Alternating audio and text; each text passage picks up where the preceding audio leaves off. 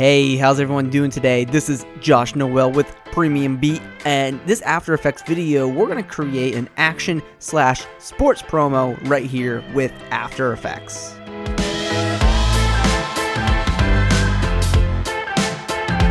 Alright, so we're going to go over some really cool elements inside of this tutorial, and there are a lot of elements in here that come together to produce this overall action promo. So since there's a handful of them, let's go ahead and let's get started. Alright, so here we are in our main tutorial composition, and all I have in here is my title and our background video, which isn't so good. So when you work with video that isn't as good and you want to create some extra contrast between your title and video, what I would like to do is create a new adjustment layer and put it underneath our title layer. Go to Effect, Color Correction, and click on Tint. Then change the white color here, and we'll do like a red. And click OK. And this helps create, a little bit more contrast between our title and our video, and you can get away with doing this sort of thing for action pieces because usually they're fast-paced, and of course you can keep this as optional. So the next thing I want to do is create some design elements like some pluses, some little symbols, right? So what I need to do for that is grab the pen tool, click on the word fill and set it to none, click OK. Click on the word stroke and set it to solid color, click OK. And I'm going to set the stroke count down to 2. So what I'm going to do here is come to the center of our composition with our pen tool, and I'm just going to come here and add a point, hold down shift on our keyboard and add another point, which will be completely straight. And now we have our straight line. And then from here I'm going to open up our shape layer 1, I'm going to the contents and I'm clicking on shape 1, go to edit, duplicate, open up shape 2, go to the transform shape 2, and I'm going to rotate this by 90 degrees. And we might need to reposition where this is at. So what I'm going to do here is hit P on my keyboard for position, and I'm going to move our plus up here to the top corner. And then from here I'm going to open up our contents, click on add, and I'm going to add a repeater.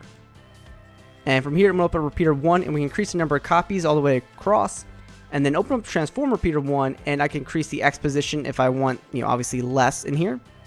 And kind of just make that even out as possible. That's great. And then I'm going to click on contents and add another repeater. And open repeater 1, go into the transform repeater 2, and I'm going to bring down the Y position here. And then increase the number of copies all the way down. Then I will decrease the X position so everything's lined up in a nice row. And now we have a little bit of design in here, and if you don't want this design on our text, what we can do is grab the rectangle tool, and there's just a mask icon right here, tool creates mask, click on that. And I'm just going to draw a mask over the center pieces of our symbols like this. And I'll go to the mask 1 down here and set it to subtract.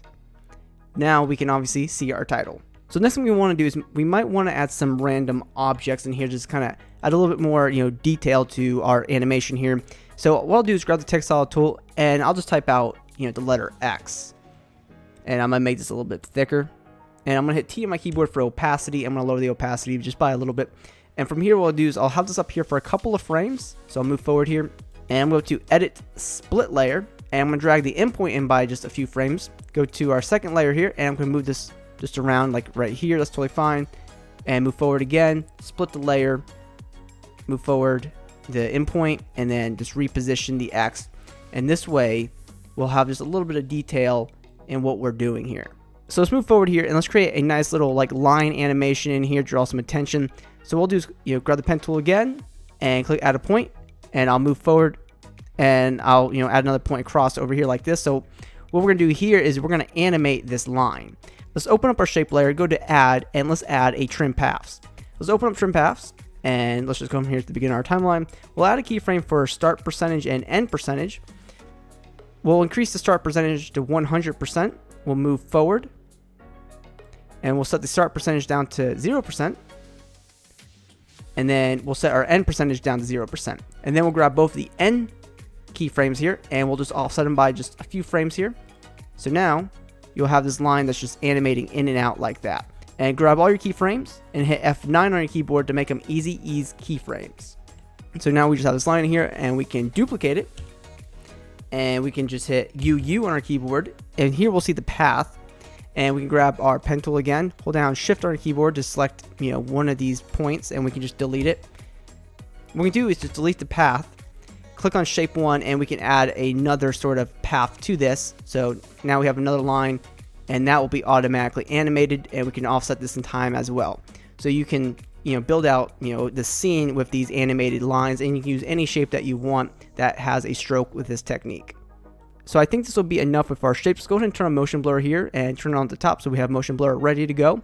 And when we're done, let's go ahead and let's grab everything in this composition, go to layer, pre-compose, and we can call it slide 1 elements,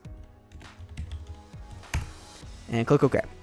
So from here I want to add maybe a little bit of a nice opening transition and kind of make this a little bit more unique. So I'm going to split this in half, and what I want to do here is just duplicate our layer, and then I'm going to grab the rectangle tool here at the top, and right from the center of our composition, just like this, I'm going to just drag this across and grab the top part of our composition here. And I can rename this layer to top. Great. And then I'm going to go to Effect, Perspective, and I'm going to add Drop Shadow. And from here, I'm going to set the direction to straight down, which is 180 degrees. And I'm going to increase the opacity, and I'm going to increase the softness to probably about 100 or so, and continue to increase the opacity. And of course, we can increase the distance if we want. And so now we have a nice little cut in our composition here, and that looks cool. Now what I want to do here is kind of position this by a little bit. So hit P on keyboard for position, add a keyframe, and I'm going to move forward here to the end of our animation. I'll just say 3 seconds, and we'll move this over to the right side like this. So now we'll have a little bit of a nice cut that's happening here. The problem with this is that we don't really want to see the edges here. So I'm going to go to Effect, Stylize, and I'm going to add CC Repeat Title. And I'm going to drag this effect above our drop shadow, and I'm going to expand the left, and then I'm going to change the tiling option here to checker flip H. So now you almost can't even see that there's like a cut there. It kind of just recreates those pixels without any problem.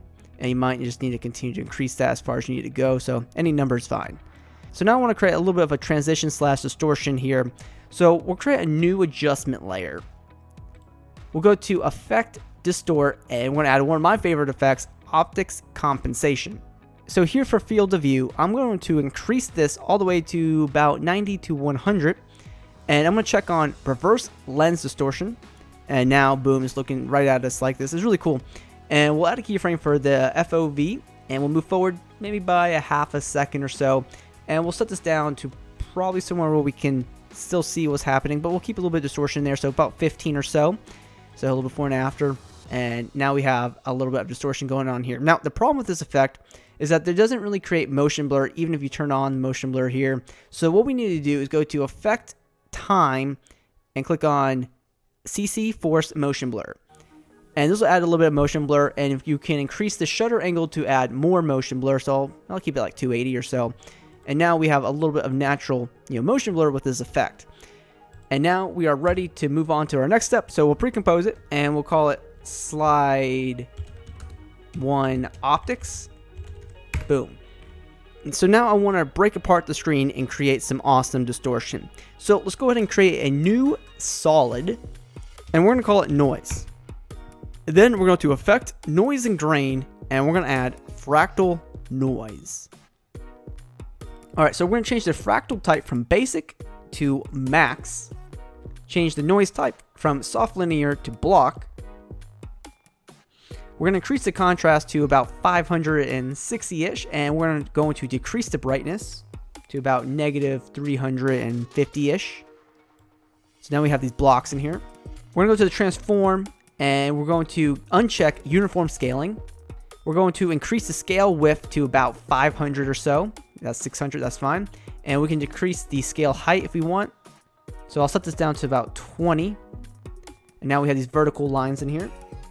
What we can do here is alt-click the stopwatch for evolution and type in time, star, 20, and that's good.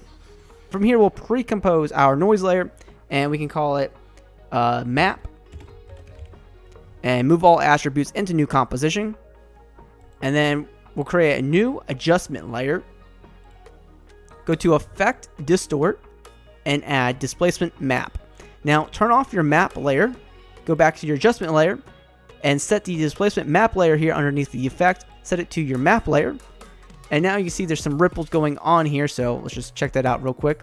So now we can see those ripples happening. We can increase the max horizontal displacement and the vertical displacement here, and we can see distortions happening around our image.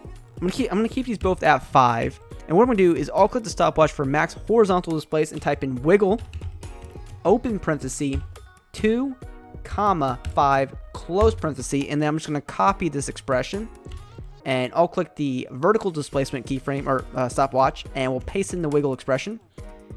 And I can increase the max horizontal displacement and the vertical displacement just by a little bit so we can see what's going on here. And boom, it'll be wiggling a little bit. And from here, you notice that we are distorting the image so much that it's pulling it away from the edges of the composition. So once again, we'll go to Effect, Stylize, and we're going to add CC Repeat Tile and bring this effect above displacement map. And we can just increase the expand right, left, up, and down just all the way to 200 or so until you don't see that anymore. And I'm going to change the tiling to unfold. Perfect. And now what I suggest doing here, since we probably don't want this up the entire time and we need to see what's happening, right?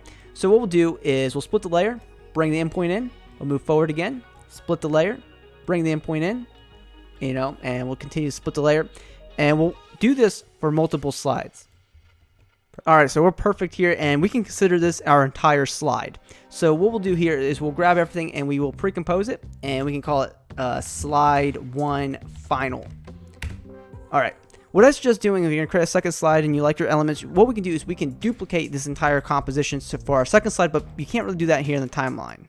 So to quickly duplicate this, what you need to do is navigate to your project folder and locate the compositions that you use. So here's the 4 compositions that we are using for this one slide. Now, so what we need to do here is duplicate our slide elements, not our main composition. So what we'll do is grab slide 1 and we will duplicate these, and we can rename them slide 2 if you want.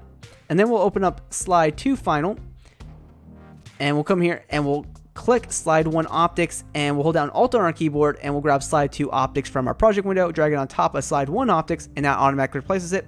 Go into that composition, we'll grab both our slide 1 elements and Alt click and find the slide 2 elements in our project window, hold down Alt on our keyboard, and just drag it on top there, and it automatically replaces it. And now we have slide 2 set up and ready to go. So we'll go back into our main composition, and we can bring in slide 2 final, and we'll bring slide 2 final on top of slide 1, and we can move slide 2 back in time to maybe 2.5 seconds. So this is where slide 2 would start. We go into the slide 2 final, and we go all the way, say, into our video layer here, and where we have our text and video, and we can bring in our new video. So now I've swapped in our new title and video, and we go back into our main composition, and you see this automatically updated for slide 2, and we still have slide 1 intact, and slide 2 has all the elements that we use for slide 1. So obviously you can adjust slide 2 in any way that you need, so for additional elements. And if we want to blend these two really well together, let's create an overall transition.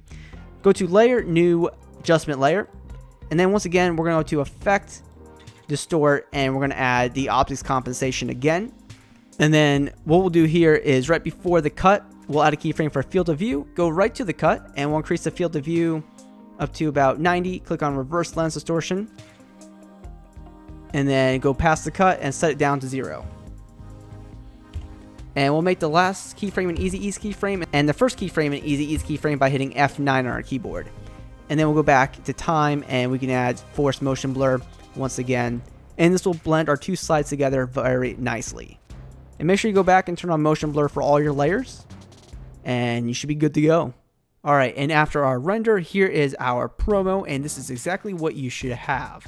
And it's a cool little, fast-paced action promo here with some nice music. You can really pull this off. So I hope you guys enjoyed this video and were able to take away some very valuable techniques. So I hope you guys enjoyed this video. For more tutorials, please be sure to check out our blog at PremiumBeat.com. And if you're in the need for royalty-free music, we have a huge library full of great music for your projects. So if you have the time, I invite you to check us out at PremiumBeat.com. And once again, thank you for watching this video. And this has been Joshua Noel from PremiumBeat.com.